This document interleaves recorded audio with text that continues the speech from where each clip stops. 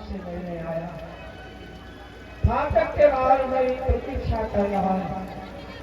द्वारपाल ने कहा, हे जगदीश्वर, आज तक इतना दरिद्र ब्राह्मण आपसे मिलने दरबार कभी नहीं आया। परिचय दिया जहाँ सुदामा नाम कहा, तो द्वारकाधीश जी के मुख से निकला सुदामा और पूरा दरबार बैठा था। विचार किया, ये सुदामा कौन है? सुदबुद खोकर द्वारकाधीश दौड़ पड़े। इतनी तेजी से दौड़े, कंधे से पीताम्बर नीचे गिर गया। उसकी भी फाटक अपने हाथों से खोला। कन्हैया के मुख से निकला, सुदामा भैया। सुदामा बोले कन्हैया, और दोनों गुरुकुल के मित्र एक दूसरे से निकल गए। भेंट भरी विधि मित्र सो कर गई त्रिभुवनदार, अंतःपुर को ले चले जहाँ नदी चाहिए। अंतःपुर लाए, कृष्ण पत्नियों ने प्रणाम किया। सुदामा जी आशीर्वाद देने लगे। पुत्रवती भव, पति प्रिया भव, सौभाग्यवती भव। और जब क्रमय न बंद हो तो सुदामा बोले, द्वारकाधीश कितने विवाह किए। कन्हैया कहने लगे, आशीर्वाद आप दे रहे हो तो गिनती भी करते जाओ। 100-200 होने के बाद सुदामा जी ने कहा, एक काम करो, संख्या बता दो। द्वारकाधीश जी ने कहा, 16,000। सुदामा जी विचार करके कई दिन बाद आशीर्वाद देते रहे। क्या सुदामा बोले, एक अच्छे से प्रणाम करने हम आशीर्वाद देंगे। पति प्रिया भव, सौभाग्यवती भव, पुत्रवती भव। सुदामा जी को सिंहासन में बिठाए करेंगे। भात भात के व्यंजन ने और मिष्ठान खिलाए। सुदामा जी कंधे को दबाए, हाथ करा दिया।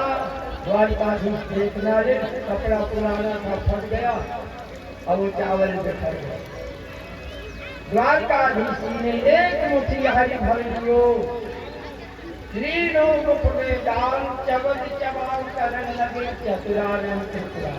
दूसरी मुट्ठी के चावल चढ़ा, अब तीसरी मुट्ठी में सभी समझ लिए रुक्मिणी माता अंतर फैला दिया। भक्ति के अकेले स्वीकार कर लो। ये तीसरी मुट्ठी के चावल मेरे अंतर में डाल। द्वारकाधीश ने रुक्मिणी के अंतर में दिया। सुदामा जी तो मन पड़े हैं संकोच में, ये चावल ना लाता तो अच्छा। पत्नियों के सामने सूखे चावल बड़े प्रेम से स्वीकार कर रहे हैं। भगवान पदार्थ के भूखे नहीं, प्रेम के भूखे हैं। सुदामा जी के 2 मुट्ठी चावल बनाए, चबाए, 2 लोग का बाद में शिक्षा प्रदान करें। सुदामा जी को कुछ पता नहीं। 7 दिन सुदामा जी मेहमानी की। जब चल पड़े पूरी आए तो द्वारका जैसा महल, ब्राह्मणी आरती की थाल सजाए खड़े। सुदामा बोले, इसीलिए कहते थे कि द्वारका तुम्हें चला जाओ, तुम किस राजा की रानी बन गई। ब्राह्मणों ने कहा, आप 2 लोग के महाराजा बन गए। ये महल आपका, सिंहासन आपका, खजाना आपका। भगवान ऐसे है, रंगम करो तो राजा नाम रंग करो। रीझ जाए तो एक भिखारी को राजा बनाए, और रुष्ट हो जाए तो एक छत्रधारी को परमात्मा भिखारी बनाए। ये लीलाएं भगवान द्वारका करने कर। अब कथा विश्राम का समय है।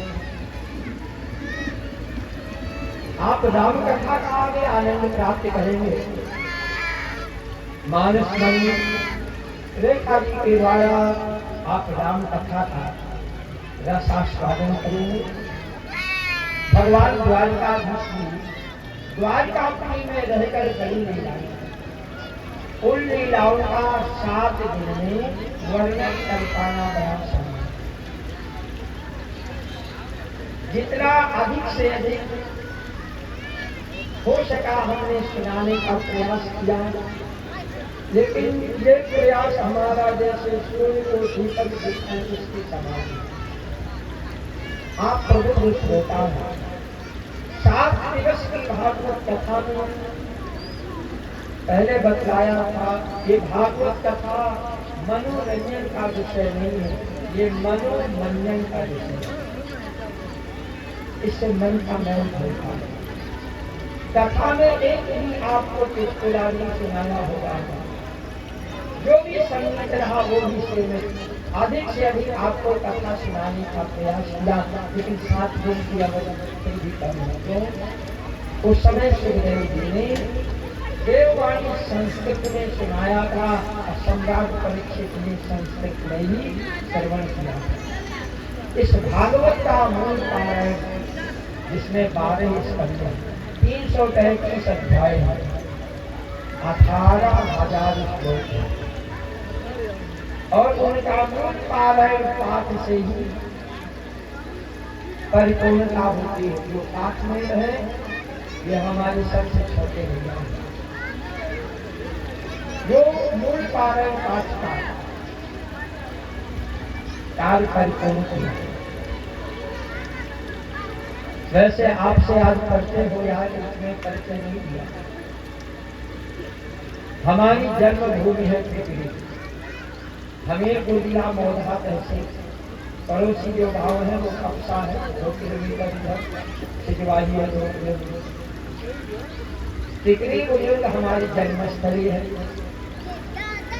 और हमारे पूर्व स्वर्गीय पिता श्री सिद्ध गोपाल जी शास्त्री, जिनके राधे श्याम रामायण के आदि योग कैसे, जिनमें लक्ष्मण सत्य श्री रामा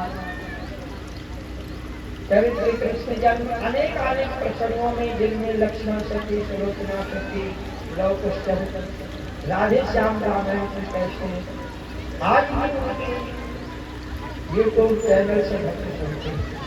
हम 4 भाई में सबसे बड़े भाई हमें हैं और चारों भाई कथा वाचन का कार्य करते हैं, भागवत कथा और श्री राम कथा। ये हमारे कथा परीक्षित श्याम सिंह गौतम मास्टर साहब का स्नेह प्रेम था। उन्होंने बहुत प्रयास किया कि ऐसे कथा वाचक ढूंढ कर लाने जिनकी कथा से हमारी प्रकाश बहुरी ग्रामवासी गाते कृष्णलाल आत्मीय जन सजन केवल और केवल भागवत जी की कथा हो, भागवत के अतिरिक्त और किसी कथा को कथा में न जोड़ा जाए। कोई भी कथा के बीच में चुटकुला न सुनाया जाए। ये मनोरंजन का विषय है। भगवान कृष्ण की संपूर्ण लीलाएं पूरी।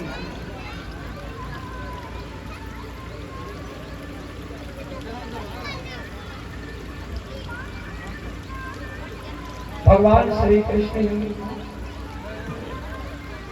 जिस संकल्प को लेकर के आए थे, पृथ्वी के पापियों का जो पाप भार था, जिससे भूमि जलवायु हुई, संपूर्ण दुष्ट आत्माई अधर्मी राक्षसों का संहार किया, धर्म की स्थापना की, पृथ्वी का भार हरण किया, भक्तों को संतों को आनंदित प्रमुदित प्रफुल्लित किया और भगवान कृष्ण अपने गोलोक धाम को गए। बोलो द्वारिकाधीश भगवान जय। सुखदेव जी बोले, राजन परीक्षित, अब भागवत जी का पूजन करो, हमारी विदाई करो, क्योंकि जब तक सुखदेव जी रहेंगे तब तक तक्षक सर्प नहीं आएगा। तक्षक सर्प आ भी गया तो डसेगा नहीं, जब से भी लिया तो विष का प्रभाव नहीं प्रभावित करेगा। तो सम्राट परीक्षित जी ने सप्तम दिवस गोधूली सायंकाल बेला में भागवत जी का पूजन किया और सुखदेव जी का पूजन किया। अब भागवत जी का कथा परीक्षित पूजन करेंगे। कथा परीक्षित साहब सिंह गौतम भागवत जी का पूजन करेंगे। व्यासपीठ में सुखदेव जी का पूजन करेंगे। कथा परीक्षित